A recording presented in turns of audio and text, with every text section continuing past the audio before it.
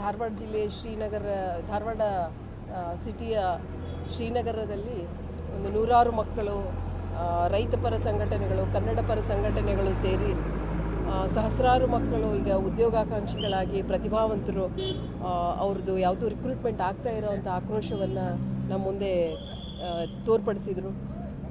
ಈಗಾಗಲೇ ಈ ಒಂದು ವಿಷಯ ಸರ್ಕಾರದ ಮಟ್ಟದಲ್ಲಿ ಏನು ಪ್ರೊಸೆಸ್ಸಲ್ಲಿದೆ. ಸೊ ಈ ಒಂದು ಮನವಿಯು ಸಹ ಅದಕ್ಕೆ ಆ್ಯಡ್ ಆಗುತ್ತಂತೆ ನಾನು ಭಾವಿಸ್ತೀನಿ.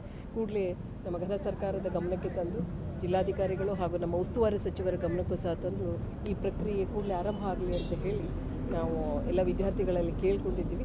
ಆರಂಭವಾಗುವ ನಿರೀಕ್ಷೆ. ಈಗ ಅರೆಸ್ಟ್ ಆದಂಥ ವಿದ್ಯಾರ್ಥಿಗಳನ್ನು ಬಿಡುಗಡೆ ಈಗಾಗಲೇ ಕಮಿಷನರ್ ಪೊಲೀಸವರಿಗೂ ನಾವು ಮಾತಾಡಿದ್ದೀವಿ, ಬಿಡುಗಡೆ ಮಾಡ್ತಾರೆ.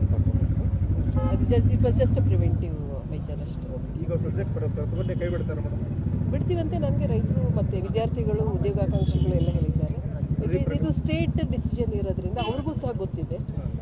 ಮೋಸ್ಟ್ಲಿ ಈ ಪ್ರಕ್ರಿಯೆ ಆರಂಭ ಆಗಬಹುದು. ರಿಕ್ರೂಟ್ಮೆಂಟ್ ಪ್ರತಿಭಟನೆ ಒಳಗೆ ಪೊಲೀಸರು ಪರ್ಮಿಷನ್ ಕೊಡದಿದ್ರು ಕೂಡ ಪ್ರತಿಭಟನೆ ನಡೆಸಿದ್ರು ವಿದ್ಯಾರ್ಥಿಗಳು. ಅದಕ್ಕೆ ನಾವು ಬೇಗನೆ ಧಾವಿಸಿ ಬಂದು ಪೊಲೀಸ್ ಕೇಸು ಅಂತವೇನಾದರೂ ನಡೀತಾವೆ? ಯಾರ ವಿರುದ್ಧ ಹೇಳ್ತೀವಿ? ಅಲ್ಲ, ಈಗ ವಿದ್ಯಾರ್ಥಿಗಳು ಪ್ರಿವೆಂಟಿವ್ ಆಗಿ ಮಾಡಿದ್ದಾರೆ, ಜಸ್ಟ್ ಟು ಅಲರ್ಟ್. ವಿದ್ಯಾರ್ಥಿಗಳು ಓದಲಿಕ್ಕೆ ತಮ್ಮ ಸಮಯವನ್ನು ಮೀಸಲಿಡಬೇಕು. ಈಗೆಲ್ಲ ಹಿರಿಯರೆಲ್ಲ ಸೇರಿ ಪ್ರತಿಭಟನೆ ಮಾಡಿದರು. ಮಕ್ಕಳು ಓದಲಿ ಅನ್ನೋದು ನಮ್ಮ ವಿಚಾರ. Thank you.